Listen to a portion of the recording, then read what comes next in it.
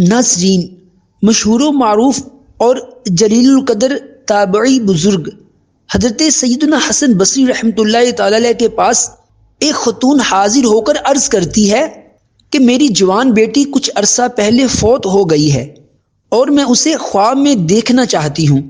آپ کوئی ایسا عمل بتائیے کہ میں اسے خواب میں دیکھ سکوں۔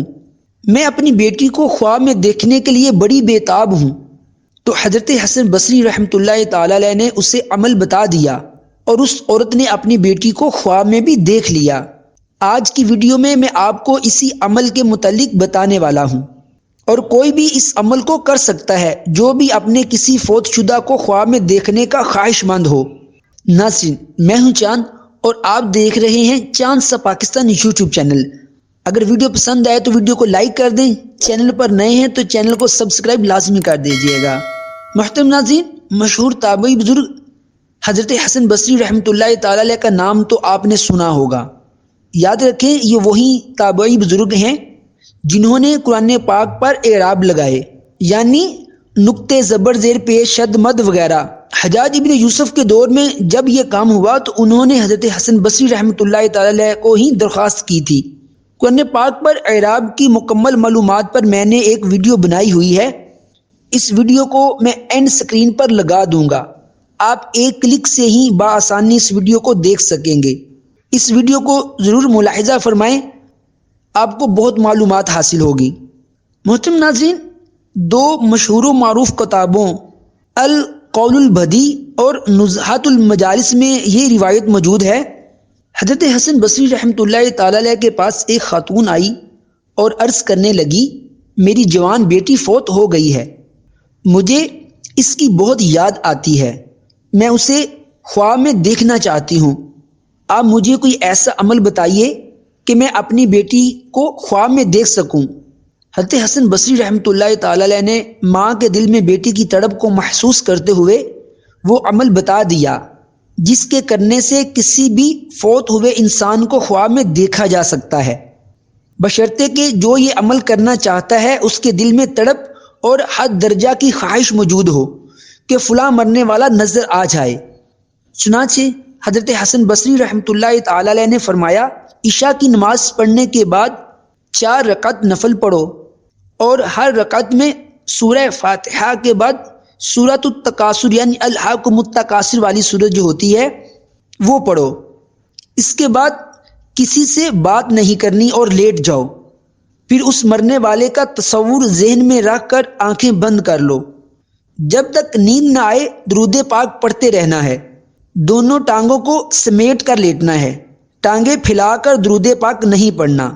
آپ سے یہ عمل لینے کے بعد وہ عورت چلی گئی، اس نے جا کر آپ کے بتائے ہوئے طریقے کے مطابق عمل کیا اور اپنی بیٹی کو خواب میں دیکھ لیا، لیکن یہ دیکھ کر اسے بہت دکھ ہوا کہ اس کی بیٹی خوفناک عذاب میں مبتلا ہے۔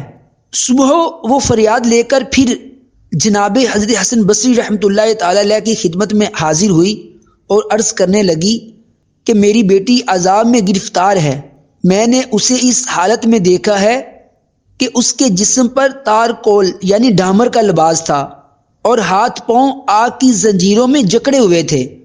اپنی بیٹی کو اس حالت میں دیکھ کر مجھ سے برداشت نہیں ہو رہا، آپ اللہ کے ولی ہیں، اس کے لیے دعا کریں اور مجھے بتائیں کہ میں کیا کروں کہ میری بیٹی کا عذاب دور ہو جائے۔ آپ نے اس عورت کو سمجھایا کہ یہ اس کے اعمال کی وجہ سے ہے، تم ایسا کرو کہ اپنی بیٹی کی طرف سے خیرات کرو، ہو سکتا ہے کہ صدقہ و خیرات کے ایصال ثواب کی برکت سے اللہ تبارک و تعالی تمہاری بیٹی کا عذاب دور کر دے۔ آپ کے یہ کہنے کے بعد وہ عورت چلی گئی۔ ناظرین، پھر حضرت حسن بصری رحمۃ اللہ تعالی علیہ فرماتے ہیں، دوسرے دن میں نے خواب میں جنت کا ایک باغ دیکھا جس میں ایک عالی شان تخت پر نور کا تاج سجائے ایک لڑکی بیٹھی ہے اور مجھ سے کہہ رہی ہے، اے حسن، میں اسی خاتون کی بیٹی ہوں جو مجھے خواب میں دیکھنے کے لیے آپ سے عمل پوچھنے آئی تھی۔ میں نے اس سے کہا کہ تمہاری ماں نے تو تمہیں عذاب میں مبتلا دیکھا تھا اور میں تجھے جنت میں دیکھ رہا ہوں۔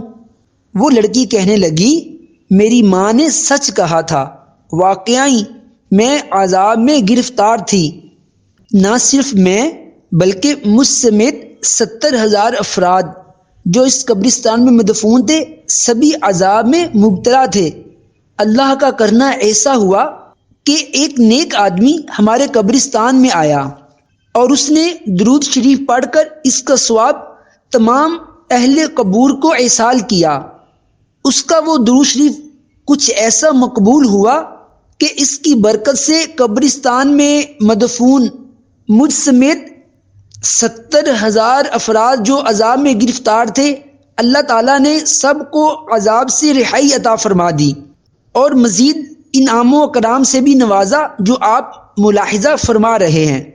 یہ سب درود پاک کی برکت سے ہے۔